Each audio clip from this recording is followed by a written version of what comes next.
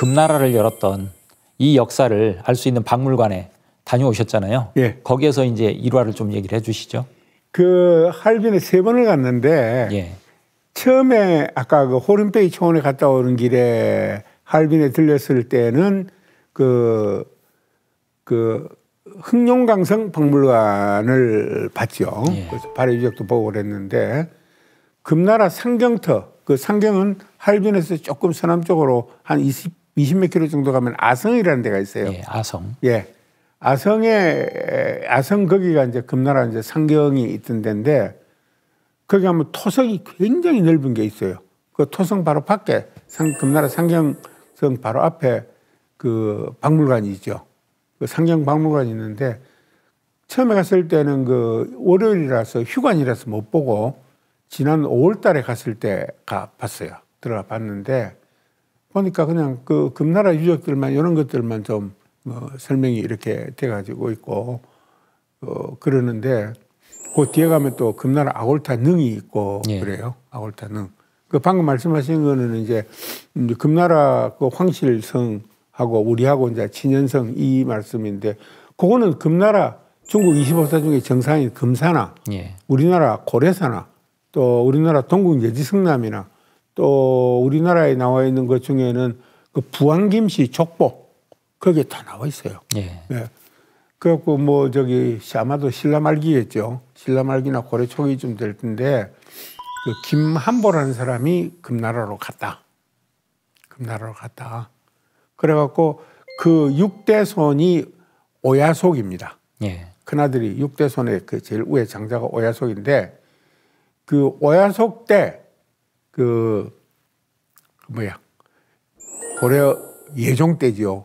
윤관 장군이 그 구성을 예, 정벌을 하잖아요. 예. 정벌을 했는데 정벌하고 난 다음에 이제 그 오야속이 그 당시에 금나라 그쪽 예진 쪽 수장이었는데 조선에 그 고려에다 편지를 보내잖아요.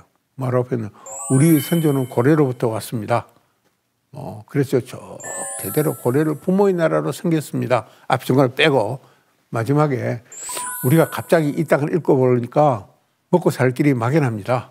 아주 쉽게 의역을 하면은 그러고는 끝에 뭐라고 써놓냐면은 이 성을 돌려주시면은 이 지역을 돌려주시면은 앞으로 고려 쪽으로는 기와장 한 장 던지지 않겠습니다. 예. 이런 걸 보러 쓰잖아요. 예. 그래서 돌려줘요. 2년 후에. 예. 돌려주는데 돌려주고 2년 후에 조금 이따 이제 오야속이 죽고 그 동생이 즉위하는데 동생이 아골타예요. 예. 돌려준 그로부터 8년 후에 금나라를 근거로 제국을 만들어 버립니다. 그렇죠. 제국을. 그런데 이제 그 김한보라는 분이 분명히 고려에서 간 거는 틀림없거든요. 예. 그래서 이제 그걸 다 뭐라고 그런 거라면은 그 신라 왕성인 김씨 후손 중에 한 분이라고 보죠. 김씨 후손 중에 한 분이라고 보는데 경주 김씨인 거죠. 근데 아주 재미나는 거는 금나라가 이제 중원에서 제국을 건설해 놓고 이제 송나라를 정벌하러 내려가면서 내려가는 장군이 둘이에요. 그 중에 한 명이 자기 그 군기에다가 군기 그 깃발에다가 김올출이라고 써갑니다. 난 경주 김씨요 하는 거예요. 그래서 이제 그 사실은 중국 북방 민족들 중에서 중원에 제국을 건설해 놓고 이쪽 우리하고 전쟁이 없었던 유일한 민족이 금나라입니다. 나라가. 그러니까 지금 보면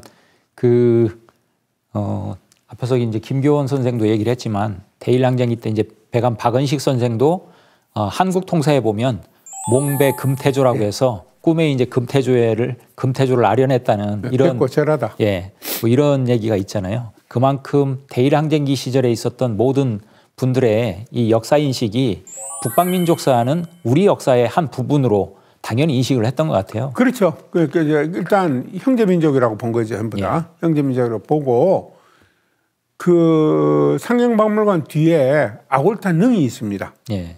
그러고 상경박물관 앞에 아골타하고 그다음에 그 성이 완안시들이잖아요. 예. 완안 아골타 한자말로는 그다음 그 옆에 완안종안 그 서장자인데 두 기마상이 있는데 아주 멋집니다.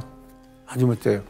그 뒤에 능이 있는데 우리가 그 능에 가서 제가 술 한 잔 따르고 그랬는데 그 감동이 새롭죠. 그러면서 그 백암 박은식 선생이 장문에 그린 그 몽배 금태조 거기도 보면은 꿈에 이제 그 자문자답하는 형식으로 써놓은 글이 몽배 금태조거든요.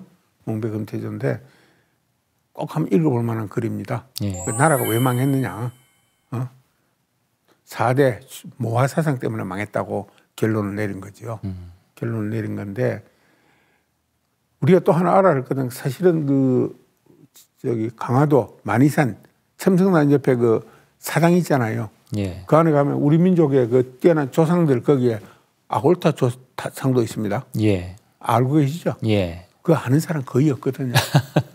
그러니까 이제 그 일제강점기까지만 해도 우리 역사에 대륙성이 살아 있었던 거죠. 예. 살아 있어 가지고 북방민족 중에 성리학이 들어가 나온 이후에 북방민족들을 이런 오랑캐로 멸시한 그런 거 이제 주류가 있었고 이제 노론 사대 모화 사관을 따른 사람들의 주류가 있었고 성리학 그 사관을 따른 사람. 예. 그렇지 않은 민족주의 사관에서는 이제 북방민족들을 전부 우리 형제민족으로 본 것이죠.